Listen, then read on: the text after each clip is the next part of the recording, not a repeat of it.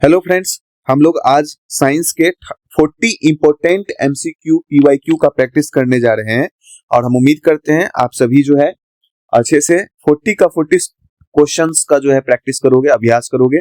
और ये सभी जितने भी क्वेश्चंस हैं ये आपको एग्जाम में ये पीवाईक्यू हैं, प्रीवियस ईयर पूछे गए क्वेश्चंस हैं और ये आपको देखने को मिलेंगे।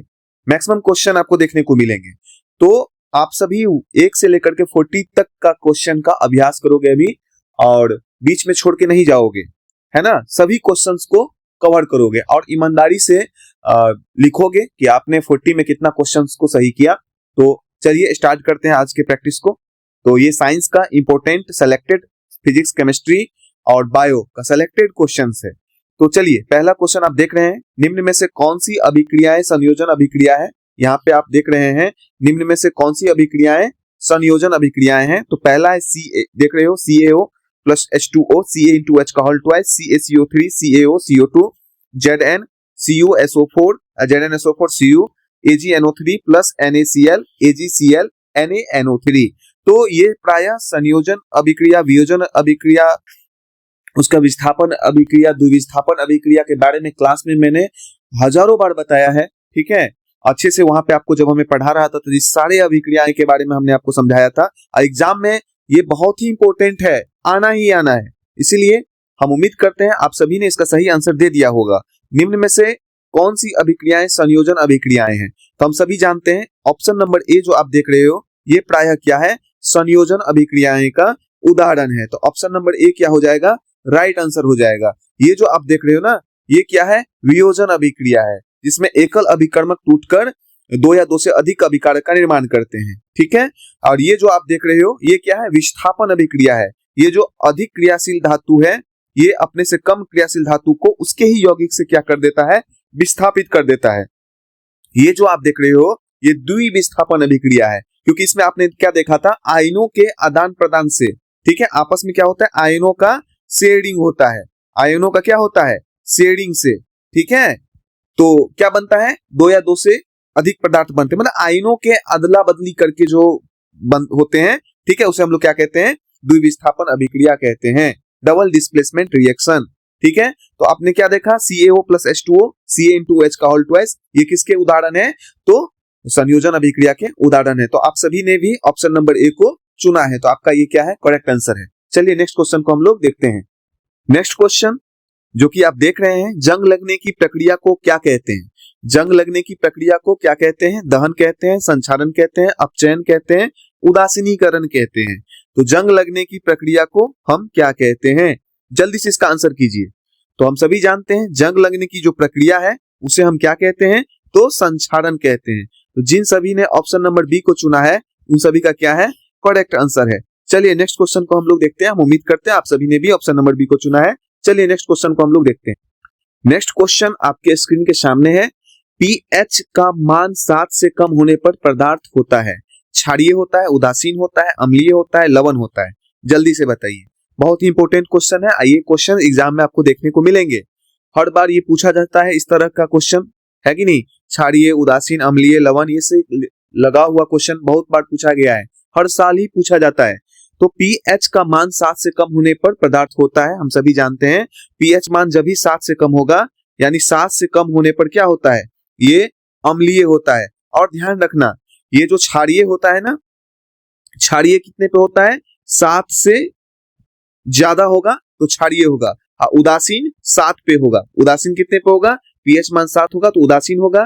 क्षारीय 7 से अधिक होने पर और 7 से कम होने पर क्या होता है, 7 से अधिक होने पे क्या होता है, 7 से अधिक होने पर ये हो जाता है क्षारीय। उदासीन 7 पे होता है, ठीक है। 7 से कम होने पर जितना कम होगा उतनी ज्यादा कॉन्सेंट्रेट एसिड होगा। क्लास में मैंने आपको अच्छे से इसके बारे में समझाया था। तो ध्यान रखिए, अगर एग्जाम में इस तरह का क्वेश्चन आता है तो आप आसानी से इसका आंसर करेंगे। आप रिवीजन करते रहिए। तो क्वेश्चन नंबर 3 का जो सही आंसर हो जाएगा ऑप्शन नंबर सी, ठीक है। तो सी जो है करेक्ट आंसर है। आप सभी ने भी ऑप्शन नंबर सी को चुना है। चलिए नेक्स्ट क्वेश्चन को हम लोग देखते हैं। नेक्स्ट क्वेश्चन आपके स्क्रीन के सामने है, सबसे हल्की धातु कौन सी है, सोडियम, लिथियम, पोटासियम, कैल्शियम। जल्दी से इसका आंसर कीजिए, सबसे हल्की धातु कौन सी है। तो हम उम्मीद करते हैं आप सभी ने सही आंसर चुन लिया होगा। सबसे हल्की धातु कौन सी है, तो हम सभी जानते हैं सबसे हल्की धातु क्या होता है, लिथियम। लिथियम क्या है, सबसे हल्की धातु है और इसका घनत्व क्या होता है, बहुत कम होता है। कितना होता है, तो हम सभी जानते हैं 0.534 ग्राम सेंटीमीटर क्यूब होता है। ठीक है, ये ध्यान रखना। और जो पानी से भी हल्का होता है और इसे आसानी से चाकू से काटा जा सकता है और अत्यधिक अभिक्रियाशील ये क्या होता है, क्षार धातु है। ठीक है, ये ध्यान रखना। तो सबसे हल्की धातु कौन सी है, तो लिथियम सबसे हल्की धातु है। पृथ्वी पर सबसे हल्के धातु है लिथियम, ये ध्यान रखिएगा। तो करेक्ट आंसर क्या हो गया इसका, ऑप्शन नंबर बी। तो हम उम्मीद करते हैं आप सभी ने भी ऑप्शन नंबर बी को चुना है। चलिए नेक्स्ट क्वेश्चन को हम लोग देखते हैं। अगला क्वेश्चन आप देख पा रहे होंगे क्या है, बेकिंग सोडा का रासायनिक नाम है sodium chloride, sodium carbonate, sodium hydrogen carbonate, sodium hydroxide. Baking soda का रासायनिक नाम जल्दी से बताइए, बेकिंग सोडा का रासायनिक नाम। तो बेकिंग सोडा का रासायनिक नाम आइए हम जानते हैं। बेकिंग सोडा का रासायनिक नाम जो है सोडियम हाइड्रोजन कार्बोनेट। अगर इसकी सूत्र की बात करें तो हम सभी जानते हैं NaHCO3, सोडियम हाइड्रोजन कार्बोनेट। तो ऑप्शन नंबर क्या हो जाएगा, सी। क्या हो जाएगा, करेक्ट हो जाएगा। तो ऑप्शन नंबर सी क्या हो गया, इसका राइट आंसर हो गया। तो बेकिंग सोडा का रासायनिक नाम क्या होता है, सोडियम हाइड्रोजन कार्बोनेट। इसे खाने का सोडा भी कहा जाता है। ठीक है, और वैज्ञानिक भाषा में इसे सोडियम बाई कार्बोनेट के नाम से हम जानते हैं। सोडियम बाई, ध्यान रखें, सोडियम बाई, है ना, सोडियम बाई कार्बोनेट, कार्बोनेट के नाम से ये वैज्ञानिक नाम हो गया। ये क्या हो गया, वैज्ञानिक नाम हो गया। ये ध्यान रखिएगा, वैज्ञानिक नाम क्या हो गया, सोडियम बाई कार्बोनेट, और रासायनिक नाम क्या हो गया, सोडियम हाइड्रोजन कार्बोनेट। ठीक है, तो ध्यान रखिएगा। तो अगर एग्जाम में आता है तो आप आसानी से इसका आंसर लिख सकते हो। चलिए नेक्स्ट क्वेश्चन को हम लोग देखते हैं। क्वेश्चन क्या कह रहा है, नीले थोथे का रासायनिक सूत्र क्या है। CuSO4 है, CuSO4 into 5H2O है, CuCl2 है, CuO है। जल्दी से बताइए, जल्दी से बताइए, नीले थोथे का रासायनिक सूत्र क्या है। नीले थोथे का रासायनिक सूत्र क्या है। तो आइए इसका राइट आंसर को जानते हैं, है ना। ये जो है कॉपर सल्फेट है। जब इस कॉपर सल्फेट CuSO4 में जल के 5 अणु, ठीक है, जाके मतलब कॉपर सल्फेट के एक परमाणु में जल के 5 अणु, मतलब एक अणु में जल के 5 अणु जाकर के जुड़ जाते हैं, तो क्या हो जाता है, नीला थोथा हो जाता है। क्या हो जाता है, नीला थोथा हो जाता है। तो CuSO4 में जब 5 जल के अणु जुड़ेंगे, क्रिस्टलन जल इसे कहते हैं। क्या कहते हैं, क्रिस्टलन जल। ठीक है, क्रिस्टलन जल। तो यहां पे क्या होता है, क्रिस्टलीय जल। कॉपर का वैसे कलर कैसा होता है हम सभी जानते हैं। तो ये क्या हो जाता है, इसे हम इसलिए क्या कहते हैं, नीला थोथा। तो पानी का कलर कैसा हो जाता है, एकदम नीला नीला नीला। क्योंकि जब आप विस्थापन अभिक्रिया पढ़ रहे थे वहां देखे थे कि जब हम टेस्ट ट्यूब में लोहे की कील को डाले थे तो उसका कलर कैसा हो गया था, फीका हो गया था, देखे थे। तो नीले थोथे का रासायनिक सूत्र क्या हो जाएगा, CuSO4 5H2O into 5H2O। तो ध्यान रखिएगा, अगर एग्जाम में आता है तो आप आसानी से इसके आंसर को कर सकते हैं। तो ऑप्शन नंबर बी क्या हो गया, करेक्ट आंसर हो गया। चलिए नेक्स्ट क्वेश्चन को हम लोग देखते हैं। नेक्स्ट क्वेश्चन क्या कह रहा है, निम्न में से कौन अधातु है, एल्युमिनियम, तांबा, गंधक, लोहा। बहुत ही आसान क्वेश्चन है। निम्न में से कौन अधातु है, एल्युमिनियम, तांबा, गंधक, लोहा। जल्दी से इसका राइट आंसर करिए। हम देखिए इसका राइट आंसर क्या होता है, हम आपको बता रहे हैं। तो एल्युमिनियम का मतलब यहाँ पे देख रहे हो, निम्न में से कौन अधातु है, तो एल्युमिनियम क्या है, धातु है। तांबा क्या है, ये भी धातु है। लोहा क्या है, ये धातु है। गंधक जिसे हम सल्फर S से लिखते हैं, ठीक है। तो सल्फर या गंधक, इसका जो है आणविक सूत्र क्या होता है, S8। ठीक है, ये क्या हो जाता है, ये अष्टकोणीय होता है, अणु होता है, पीले रंग का होता है, ठोस पदार्थ है।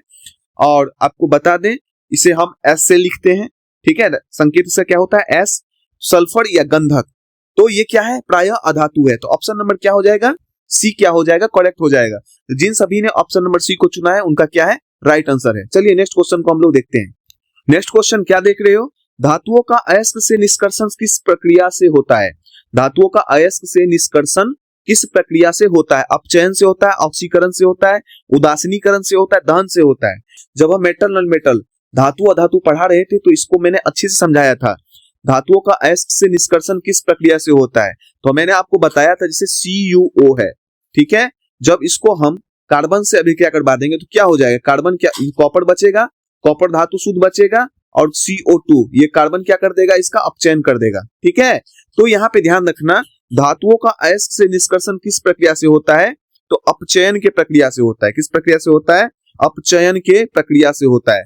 तो राइट आंसर क्या हो जाएगा, ऑप्शन नंबर ए, तो करेक्ट आंसर है अपचयन। याद रखें, धातुओं का अयस्क से निष्कर्षण किस प्रक्रिया से होता है, तो अपचयन प्रक्रिया से होता है। तो हम उम्मीद करते हैं आप सभी ने भी ऑप्शन नंबर ए को चुना है।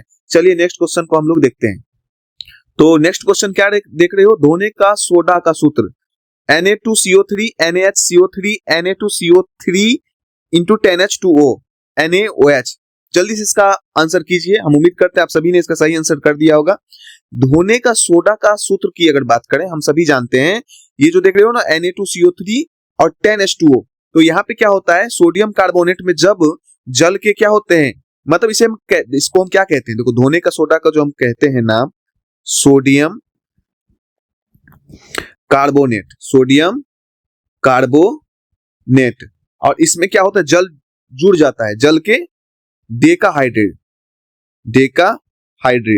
जल के 10 अणु जाकर के इसमें क्या होते हैं, जुड़ जाते हैं, तो सोडियम कार्बोनेट डेकाहाइड्रेट। ठीक है, तो Na2CO3 into 10H2O ये क्या है, धोने का सोडा का रासायनिक सूत्र है।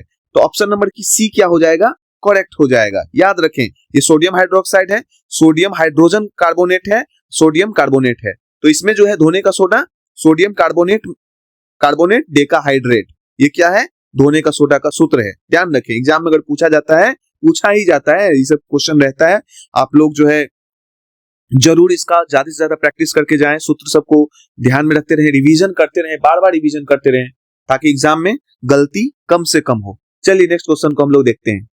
नेक्स्ट क्वेश्चन क्या देख रहे हो, अम्ल और क्षार, अम्ल प्लस क्षार ये दोनों अभिक्रिया करता है तो क्या बनता है, अम्ल बनता है, क्षार बनता है, लवण और जल बनता है, गैस बनता है। बहुत ही आसान क्वेश्चन है और इस तरह के क्वेश्चन एग्जाम में देखने को मिलते हैं।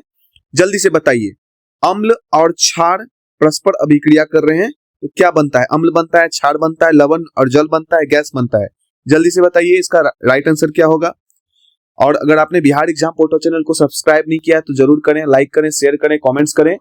ठीक है, तो चलिए देखते हैं इसका राइट आंसर। हम सभी जानते हैं जब अम्ल और क्षार परस्पर अभिक्रिया करता है तो क्या होता है, लवण और जल का निर्माण होता है। क्या होता है, लवण और जल का निर्माण होता है, जिसे हम क्या कहते हैं, इस अभिक्रिया को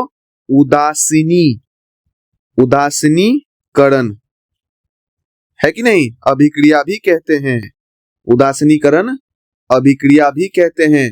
और ध्यान देना, अम्ल और क्षार परस्पर अभिक्रिया करता है तो क्या बनता है, संगत लवण और जल मिलता है। तो अम्ल है HCl और क्षार क्या है, सोडियम हाइड्रोक्साइड, ये दोनों अभिक्रिया करेंगे तो सोडियम क्लोराइड बनेगा और H2O। ये क्या है, अम्ल है, ये क्या है, क्षार है, ये क्या है, लवण है, ये क्या है, जल है। तो इस तरह के एग्जाम में अगर क्वेश्चन आते हैं तो आप आसानी से इसके आंसर कर सकते हो। चलिए नेक्स्ट क्वेश्चन को हम लोग देखते हैं। उम्मीद करते हैं आप सभी ने भी इसका सही आंसर दिया है। नेक्स्ट क्वेश्चन को हम लोग देखते हैं। नेक्स्ट क्वेश्चन क्या कह रहा है, पौधों में भोजन का परिवहन होता है जाइलम द्वारा, फ्लोएम द्वारा, रंध्र द्वारा, तना द्वारा। बहुत ही आसान क्वेश्चन है, पौधों में भोजन का परिवहन होता है, जल्दी इसका राइट आंसर बताइए। पौधों में भोजन का परिवहन होता है, जाइलम द्वारा नहीं होता है, जाइलम द्वारा जल का होता है। ठीक है, जाइलम द्वारा किसका होता है, तो जल का होता है, ये ध्यान रखिएगा, जाइलम द्वारा किसका होता है, जल का होता है। रंध्र द्वारा गैसों का होता है। ठीक है, और यहाँ पे आप देख रहे हो फ्लोएम, तो ऑप्शन नंबर बी क्या है, राइट आंसर है। तो जिन सभी ने ऑप्शन नंबर बी दिया है, फ्लोएम द्वारा क्या होता है, फ्लोएम नामक ऊतक के द्वारा, संवहनी ऊतक के द्वारा क्या होता है, भोजन का परिवहन होता है। तो राइट आंसर क्या हो जाएगा, बी। चलिए नेक्स्ट क्वेश्चन को हम लोग देखते हैं। नेक्स्ट क्वेश्चन क्या कह रहा है, मानव हृदय में कितने कक्ष होते हैं, 2, 3, 4, 5। मानव हृदय में कितने कक्ष होते हैं, 2, 3, 4, 5। तो हम सभी जानते हैं मानव हृदय में कितने कक्ष होते हैं, तो 4 होते हैं।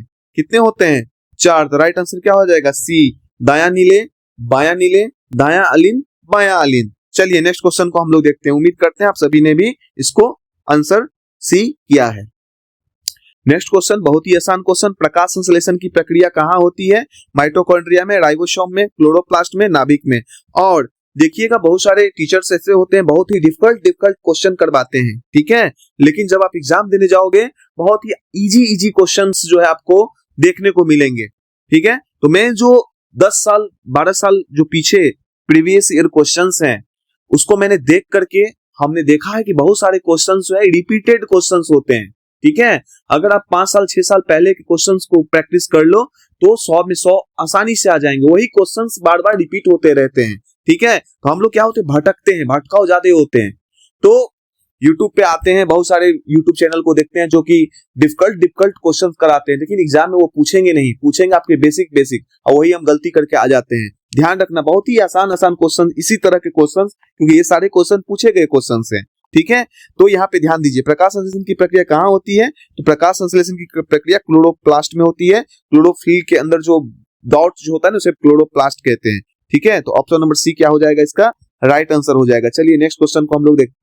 नेक्स्ट क्वेश्चन क्या कह रहा है, रक्त का रंग लाल रंग किसके कारण होता है, रक्त का लाल रंग किसके कारण होता है, प्लाज्मा के कारण, हीमोग्लोबिन के कारण, प्लेटलेट्स के कारण, श्वेत रक्त कण के कारण।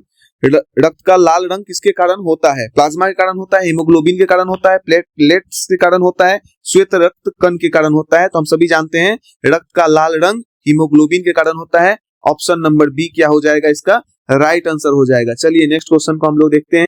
नेक्स्ट क्वेश्चन क्या कह रहा है, श्वसन के दौरान कौन सी गैस निकलती है, oxygen, nitrogen, carbon dioxide, hydrogen. श्वसन के दौरान कौन सी गैस निकलती है, तो हम सभी जानते हैं श्वसन के दौरान कार्बन डाइऑक्साइड गैस निकलती है। तो ऑप्शन सी क्या हो जाएगा, राइट आंसर हो जाएगा। चलिए नेक्स्ट क्वेश्चन को हम लोग देखते हैं। अगला क्वेश्चन क्या है, मानव नेत्र में प्रकाश संवेदनशील परत है, कर्निया, परितारिका, रेटिना, लेंस। जल्दी से, बहुत ही इजी क्वेश्चन है, जल्दी से इसका आंसर कीजिए। मानव नेत्र में प्रकाश संवेदनशील परत है, कर्निया, परितारिका, रेटिना, लेंस। क्या है, जल्दी से इसका आंसर कीजिए। तो हम सभी जानते हैं मानव नेत्र में प्रकाश संवेदनशील परत है, रेटिना है। क्या है, रेटिना है। तो ऑप्शन सी क्या हो जाएगा, करेक्ट हो जाएगा। मानव नेत्र में प्रकाश के प्रति संवेदनशील पर्दा क्या होता है, रेटिना कहलाता है, जो आंख के पिछले हिस्से में स्थित होता है, ये ध्यान रखना है। और प्रकाश संवेदनशील कोशिकाएं से ये बना होता है। इसमें दो ध्यान रखेंगे, रॉड्स और कोशिकाएं जो होती है कोन्स, है ना, इससे बना होता है। और ये क्या करता है, प्रकाश को विद्युत संकेत के रूप में बदलकर मस्तिष्क को भेजता है, जिससे हमें क्या होता है, चित्र दिखाई देता है। ध्यान रखें। तो ऑप्शन नंबर सी क्या हो जाएगा, राइट। तो मानव नेत्र में प्रकाश संवेदनशील परत कौन है, रेटिना है। ध्यान रखें, एग्जाम में अगर पूछा जाता है तो इसके सही आंसर को करके आएंगे। चलिए नेक्स्ट क्वेश्चन को हम लोग देखते हैं। ये जो क्वेश्चन आप देख रहे हो, डीएनए का पूरा नाम बहुत बार पूछा गया है, डीऑक्सीराइबो न्यूक्लिक अम्ल, डाई न्यूक्लिक अम्ल, डाइऑक्साइड अम्ल, डाइऑक्सी अम्ल। जल्दी से बताइए डीएनए का पूरा नाम। तो हम सभी जानते हैं डीएनए का पूरा नाम जो होता है डीऑक्सीराइबो न्यूक्लिक अम्ल होता है। तो ऑप्शन ए क्या हो जाता है, इसका करेक्ट आंसर हो जाता है। जिन सभी ने ऑप्शन ए को चुना है उनका क्या है, राइट आंसर है। चलिए नेक्स्ट क्वेश्चन को हम लोग देखते हैं। नेक्स्ट क्वेश्चन क्या कह रहा है, पौधों में गैसों का आदान प्रदान किससे होता है, जाइलम से होता है, फ्लोएम से होता है, रंध्र से होता है, तना से होता है। पौधों में गैसों का आदान प्रदान किससे होता है, जाइलम, फ्लोएम, रंध्र, तना। तो हम सभी जानते हैं पौधों में गैसों का आदान प्रदान किससे होता है, स्टोमाटा, रंध्र से होता है। ऑप्शन सी क्या हो जाता है, इसका करेक्ट आंसर हो जाता है। ठीक है, तो आप सभी ने भी ऑप्शन सी को चुना है। चलिए नेक्स्ट क्वेश्चन को हम लोग देखते हैं। नेक्स्ट क्वेश्चन क्या कह रहा है, वंशानुगत रोग कौन सा है, मलेरिया, हैजा, हीमोफीलिया, टाइफाइड। वंशानुगत रोग कौन सा है, जल्दी इसका आंसर कीजिए। तो वंशानुगत रोग की अगर बात करें तो हम सभी जानते हैं हीमोफीलिया क्या है, वंशानुगत रोग है, क्योंकि ये क्या होता है, एक्स गुणसूत्र के कारण हीमोफीलिया एक वंशानुगत रोग होता है, क्योंकि इसके अंदर क्या होता है, एक्स गुणसूत्र। क्या होता है, एक्स गुणसूत्र। और ये क्या होता है, जीन के माध्यम से माता पिता से बच्चे में स्थानांतरित होता है, ये ध्यान रखेंगे। और मुख्य रूप से माँ से ये बच्चे में, बेटे में ये फैलेगा, और जहां माँ क्या हो सकती है, इसके वाहक हो सकती है। और इसका मेन जो प्रॉब्लम होता है ना, ये क्या करता है, जीन जो होता है ना, जीन के रक्त थक्के वाले जमने वाले कारक की कमी कर देता है। जीन इसमें क्या होता है, रक्त के थक्के जमने वाले जो भी कारक होते हैं, जैसे विटामिन के की डिफिशियंसी इसमें हो जाता है। हीमोफीलिया, तो हीमोफीलिया कैसा रोग है, वंशानुगत रोग है। ठीक है, ध्यान रखेंगे, अगर एग्जाम में आता है तो आप आसानी से इसका आंसर को करेंगे। चलिए नेक्स्ट क्वेश्चन को हम लोग देखते हैं। देखिए नेक्स्ट क्वेश्चन को, पर्यावरण के अपघटक होते हैं पौधे, शाकाहारी, मांसाहारी, बैक्टीरिया व कवक। पर्यावरण के अपघटक होते हैं पौधे, शाकाहारी, मांसाहारी, बैक्टीरिया और कवक। हम सभी जानते हैं पर्यावरण अपघटक की अगर बात है तो बैक्टीरिया व कवक ये सफाई मंत्रालय का काम संभाले हुए हैं, क्योंकि हम जानते हैं कोई भी जीव जंतु अगर मर जाता है पौधे, जानवर, कार्बनिक कचरे, जो भी जटिल पदार्थ होते हैं उन्हें क्या करते हैं बैक्टीरिया, कवक मिल करके जटिल को कार्बनिक पदार्थों में सरल कार्बनिक पोषक तत्वों में परिवर्तन करके अपना पोषण प्राप्त करते हैं और उसको मिट्टी में मिला देते हैं। क्या कर देते हैं? मिट्टी में वापस इसको मिला देते हैं। ठीक है, तो बैक्टीरिया जो होता है, कवक क्या होता है? तो पर्यावरण के अपघटक होता है। तो ऑप्शन नंबर डी क्या हो जाएगा? इसका राइट आंसर हो जाएगा। तो हम उम्मीद करते हैं आप सभी ने भी इसका सही आंसर दिया होगा। एग्जाम में बहुत बार पूछा गया ये क्वेश्चन है, ध्यान रखें। ठीक है, अगर आता है तो आप सही से करिएगा। चलिए नेक्स्ट क्वेश्चन को हम लोग देखते। नेक्स्ट क्वेश्चन क्या कह रहा है? विद्युत धारा की एसआई इकाई है वोल्ट, एम्पियर, ओम, वाट। जल्दी से बताइए। तो विद्युत धारा की एसआई इकाई हम सभी जानते हैं क्या होता है? एम्पियर होता है। ऑप्शन नंबर बी क्या हो जाएगा? इसका राइट ऑप्शन होगा। तो हम उम्मीद करते हैं आप सभी ने भी ऑप्शन नंबर बी दिया है। चलिए नेक्स्ट क्वेश्चन को हम लोग देखते हैं। नेक्स्ट क्वेश्चन क्या है? ओम का नियम है V बराबर आई आर, P बराबर वी आई, R बराबर वी स्क्वायर आई, I बराबर वी आर। तो क्लास के अंदर ओम का नियम मैंने आपको सिद्ध करके बहुत ही आसान स्टेपों में आपको समझाया था। और ओम का नियम की अगर बात करें तो हम सभी जानते हैं ओम की नियम क्या होता है? V बराबर आई आर। तो ऑप्शन नंबर ए क्या हो जाएगा? करेक्ट आंसर हो जाएगा। जिन सभी ने ऑप्शन नंबर ए को चुना है उनका क्या है? राइट आंसर है। चलिए नेक्स्ट क्वेश्चन को हम लोग देखते हैं। नेक्स्ट क्वेश्चन क्या कह रहा है? विद्युत शक्ति का सूत्र है P बराबर वी आई, P बराबर आई स्क्वायर आर, P बराबर वी स्क्वायर बाई आर। सभी जल्दी से इसका आंसर कीजिए। तो विद्युत शक्ति का सूत्र क्या है? P बराबर वी आई, P बराबर आई स्क्वायर आर, P बराबर वी स्क्वायर बट्टा आर और सभी। तो हम सभी जानते हैं P बराबर वी आई भी है, P बराबर आई स्क्वायर आर भी होता है, P बराबर वी स्क्वायर बाई आर भी होता है सभी। यानी यहाँ पर जो आप देख रहे हो राइट आंसर क्या हो जाएगा? Option number D. Option number D क्या हो जाएगा? करेक्ट आंसर हो जाएगा। तो जिन सभी ने ऑप्शन नंबर डी को दिया है उनका सही है। चलिए नेक्स्ट क्वेश्चन को हम लोग देखते हैं। नेक्स्ट क्वेश्चन देख रहे हो, अवतल दर्पण का उपयोग किया जाता है रियर व्यू मिरर में, सेविंग मिरर में, साइड मिरर में, सुरक्षा बल दर्पण में। जल्दी से बताइए अवतल दर्पण का उपयोग किया जाता है। तो हम सभी जानते हैं अवतल दर्पण का उपयोग सेविंग मिरर में किया जाता है। तो ऑप्शन बी क्या हो जाएगा? इसका राइट आंसर हो जाएगा। क्योंकि चेहरे को दर्पण के करीब फोकस और ध्रुव के बीच रखते हैं तो क्या होता है? चेहरा बड़ा हो जाता है, मैग्नीफाइड हो जाता है, सीधा स्पष्ट प्रतिबिंब बनता है, जिससे क्या होता है? छोटे छोटे बाल हमें दिखाई दे देते हैं। तो ऑप्शन बी क्या है? इसका राइट आंसर है। उम्मीद करते हैं आप सभी ने भी इसका सही आंसर दिया है, ऑप्शन बी दिया है। तो अवतल दर्पण का उपयोग किया जाता है। ये बहुत बार एग्जाम में आया गया क्वेश्चन है। अगर बिहार एग्जाम पोर्टल चैनल को सब्सक्राइब नहीं किया तो जरूर सब्सक्राइब करें, लाइक करें, शेयर करें, ताकि और भी स्टूडेंटों को सहायता मिल सके, हेल्पफुल हो सके। ठीक है, मदद मिल सके, उनको तैयारी में जो है क्या होगा? हेल्पफुल हो जाएगा। चलिए नेक्स्ट क्वेश्चन को हम लोग देखते हैं। नेक्स्ट क्वेश्चन क्या देख रहे हो? प्रकाश का वेग सबसे अधिक होता है जल में, किसमें? जल में, कांच में, वायु में, निर्वात में। तो हम सभी जानते हैं प्रकाश का वेग सबसे अधिक कहां होता है? निर्वात में होता है। तो ऑप्शन डी क्या हो जाएगा? राइट आंसर हो जाएगा। हम उम्मीद करते हैं आप सभी ने भी ऑप्शन डी को चुना है। चलिए नेक्स्ट क्वेश्चन को हम लोग देखते हैं। नेक्स्ट क्वेश्चन क्या देख रहा है आपने? उत्तल लेंस बनाता है सदा आभासी प्रतिबिंब, सदा वास्तविक प्रतिबिंब, आभासी व वास्तविक दोनों, कोई प्रतिबिंब नहीं। जल्दी से बताइए। उत्तल लेंस बनाता है सदा आभासी प्रतिबिंब, सदा वास्तविक प्रतिबिंब, आभासी व वास्तविक दोनों, कोई प्रतिबिंब नहीं। जल्दी से बताइए। तो आइए, उत्तल लेंस बनाता है, हम सभी जानते हैं आभासी व वास्तविक दोनों बनाता है। तो ऑप्शन सी क्या हो जाएगा? इसका करेक्ट आंसर हो जाएगा। चलिए नेक्स्ट क्वेश्चन को हम लोग देखते हैं। नेक्स्ट क्वेश्चन क्या है? फ्यूज का उपयोग किया जाता है वोल्टेज बढ़ाने में, धारा घटाने में, परिपथ सुरक्षा में, शक्ति बढ़ाने में। फ्यूज का उपयोग किया जाता है वोल्टेज बढ़ाने में, धारा घटाने में, परिपथ सुरक्षा में, शक्ति बढ़ाने में। तो हम सभी जानते हैं अतिभारण के समय क्या होता है? परिपथ का सुरक्षा में इसका उपयोग किया जाता है। हाई वोल्टेज अगर आ जाएगा तो ये फ्यूज की तार गल जाएगी, ठीक है, और हमारे घर का जो है लाइन सप्लाई बंद हो जाएगा, जिससे हमारे घर के अंदर शॉर्ट सर्किट नहीं होगा। तो फ्यूज जो होता है क्या किसके लिए होता है? परिपथ में सुरक्षा के लिए होता है। ऑप्शन सी क्या हो जाएगा? करेक्ट आंसर हो जाएगा, राइट आंसर हो जाएगा। चलिए नेक्स्ट क्वेश्चन को हम लोग देखते हैं। देखिए नेक्स्ट क्वेश्चन जो है, चुंबक के समान ध्रुव को आकर्षित करते हैं, प्रतिकर्षित करते हैं, निष्क्रिय कर रहते हैं, घुल जाते हैं। तो हम सभी जानते हैं चुंबक के समान ध्रुव क्या होते हैं? प्रतिकर्षित करते हैं। ठीक है, समान ध्रुव क्या करते हैं? प्रतिकर्षित, अलग अलग भाग जाते हैं। और असमान ध्रुव की अगर बात करें तो आकर्षित करते हैं। तो इसका राइट आंसर क्या हो जाएगा? तो right answer option number B हो जाएगा, करेक्ट आंसर हो जाएगा। तो आप सभी ने भी ऑप्शन नंबर बी को चुना है, चुंबक के समान ध्रुव प्रतिकर्षित करते हैं। चलिए नेक्स्ट क्वेश्चन को हम लोग देखते हैं। नेक्स्ट क्वेश्चन हमारे स्क्रीन पे है, एसी धारा का पूर्ण रूप है। एसी धारा का पूर्ण रूप है alternating current, active current, average current, applied current. क्या है? जल्दी से बताइए। तो एसी धारा का पूर्ण रूप है, एसी धारा का पूर्ण रूप है तो अल्टरनेटिंग करंट। ठीक है, ये ऑप्शन नंबर ए जो देख रहे हो ये क्या है? करेक्ट आंसर है। ठीक है, एक होता है डायरेक्ट करंट, एक होता है अल्टरनेटिंग करंट होता है, ठीक है, दृष्टि धारा, प्रत्यावर्ती धारा। तो इसका राइट आंसर क्या हो जाएगा? Option number A. चलिए नेक्स्ट क्वेश्चन को हम लोग देखते हैं। नेक्स्ट क्वेश्चन क्या है? विद्युत मोटर किस सिद्धांत पे कार्य करता है? विद्युत अपघटक, विद्युत चुंबकीय प्रेरण, धारा पर चुंबकीय प्रभाव, चुंबकीय अपघटन। जल्दी से बताइए। तो विद्युत मोटर किस सिद्धांत पे कार्य करता है? तो धारा पर चुंबकीय प्रभाव पर कार्य करता है। ध्यान रखिएगा, विद्युत मोटर धारा के चुंबकीय प्रभाव, विद्युत चुंबकीय प्रेरण के सिद्धांत पर कार्य करता है। तो ऑप्शन सी क्या हो जाएगा? इसका करेक्ट आंसर हो जाएगा। चलिए नेक्स्ट क्वेश्चन को हम लोग देखते हैं। नेक्स्ट क्वेश्चन क्या देख रहे हो? जीवाश्म ईंधन है, सौर ऊर्जा, पवन ऊर्जा, कोयला, जल। जल्दी से बताइए। जीवाश्म ईंधन है, सौर ऊर्जा, पवन ऊर्जा, कोयला, जल। तो हम बात करें जीवाश्म ईंधन है तो हम सभी जानते हैं कोयला क्या है? जीवाश्म ईंधन है। ठीक है, कोयला क्या है? जीवाश्म ईंधन है। तो राइट आंसर क्या हो जाएगा? Option number C. चलिए नेक्स्ट क्वेश्चन को हम लोग देखते हैं।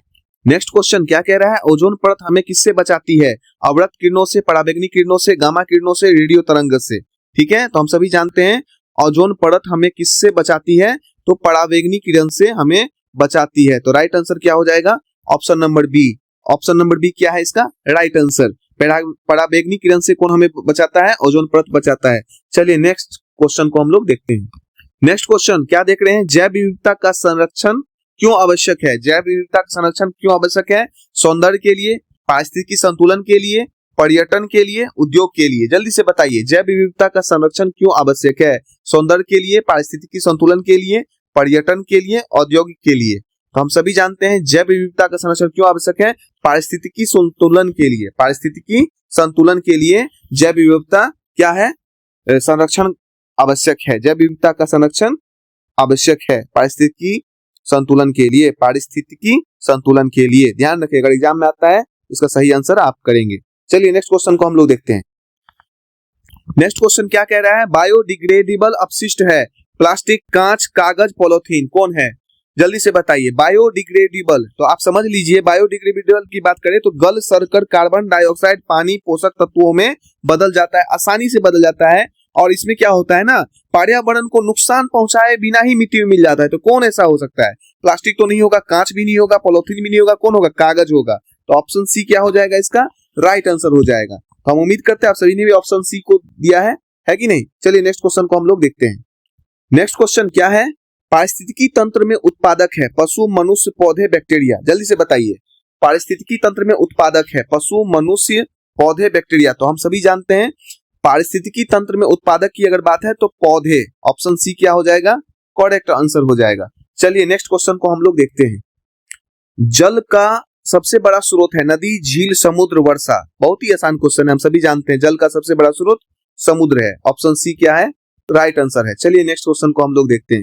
नेक्स्ट क्वेश्चन बहुत इंपॉर्टेंट क्वेश्चन। प्राकृतिक संसाधन जो समाप्त हो सकते हैं, अक्षय, नवीकरणीय, अनवीकरणीय, चक्रीय। जल्दी से बताइए, बहुत ही आसान क्वेश्चन है। प्राकृतिक संसाधन जो समाप्त हो सकते हैं हम सभी जानते हैं, उसे हम अनवीकरणीय संसाधन कहते हैं। ऑप्शन सी क्या हो जाएगा? राइट आंसर हो जाएगा। तो हम उम्मीद करते हैं आप सभी ने भी ऑप्शन सी को चुना है। चलिए नेक्स्ट क्वेश्चन को हम लोग देखते हैं। नेक्स्ट क्वेश्चन क्या कह रहा है? खाद्य श्रृंखला का प्रथम स्तर होता है उपभोक्ता, अपघटक, उत्पादक, परजीवी। जल्दी से बताइए। खाद्य श्रृंखला का प्रथम स्तर होता है उपभोक्ता, अपघटक, उत्पादक, परजीवी। तो क्या होता है? तो खाद्य श्रृंखला का प्रथम स्तर होता है उत्पादक। तो ऑप्शन सी क्या हो जाएगा? राइट आंसर हो जाएगा। चलिए नेक्स्ट क्वेश्चन को हम लोग देखते हैं। नेक्स्ट क्वेश्चन क्या कह रहा है? कचरे को खाद में बदलने की प्रक्रिया कहलाती है पुनर्चक्रण, चक्रण, अपघटक, कंपोस्टिंग, दहन। पुनर्चक्रण, अपघटन, कंपोस्टिंग, दहन। जल्दी से बताइए। कचरे को खाद में बदलने की प्रक्रिया को कहते हैं। तो आइए राइट आंसर देखते हैं। कचरे को खाद में बदलने की कंपोस्टिंग कहते हैं। तो ऑप्शन सी क्या हो जाएगा? राइट आंसर हो जाएगा। हम उम्मीद करते हैं आप सभी ने भी ऑप्शन सी को चुना है। चलिए नेक्स्ट क्वेश्चन को देखते हैं। नेक्स्ट क्वेश्चन, आज का लास्ट क्वेश्चन। जैव विविधता का संरक्षण क्यों आवश्यक है? सौंदर्य के लिए, पारिस्थितिकी संतुलन के लिए, पर्यटन के लिए, औद्योगिक के लिए। बहुत ही आसान क्वेश्चन है। जैव विविधता का संरक्षण क्यों आवश्यक है? तो हम सभी जानते हैं पारिस्थितिकी संतुलन के लिए जैव विविधता का संरक्षण आवश्यक है। तो ऑप्शन नंबर बी क्या है? राइट आंसर है। तो हम उम्मीद करते हैं आप सभी ने भी ऑप्शन नंबर बी को चुना है। तो अगर बिहार एग्जाम पोर्टल चैनल को सब्सक्राइब नहीं किया तो जरूर सब्सक्राइब करने, लाइक करें, ठीक है, शेयर करें। अगर आपको 40 में जितना क्वेश्चन सही किए हैं कमेंट्स बॉक्स में जरूर लिखें। अगर कोई क्वेश्चन में प्रॉब्लम्स है तो कमेंट्स बॉक्स में लिख करके जरूर आप पूछें। ताकि मैं उसको अच्छे से आपको एक्सप्लेन करके समझा सके। ठीक है, तो अगर आपने 40 में जितना सही किया है कमेंट्स बॉक्स में लिखेंगे, है ना, लाइक करेंगे, शेयर करेंगे और बिहार एग्जाम पोर्टल को सब्सक्राइब करेंगे। फिर मिलते हैं रात में जो है 8 बजे, है कि नहीं। और नेक्स्ट जो है एसएसटी का जो है प्रैक्टिस सेट के साथ, और एक एसएसटी का प्रैक्टिस सेट के साथ। तो हिस्ट्री का जो है चैप्टर 1 चैप्टर 2 का हो गया था, हिस्ट्री का चैप्टर 3 का जो हम लोग प्रैक्टिस सेट करेंगे रात में 8 बजे, हर रात 8 बजे जो है एक प्रैक्टिस सेट के साथ 30 क्वेश्चन का प्रैक्टिस सेट के साथ हम जो है उपस्थित होंगे। तो चलिए फिर मिलते हैं नेक्स्ट वीडियो में, तब तक के लिए धन्यवाद।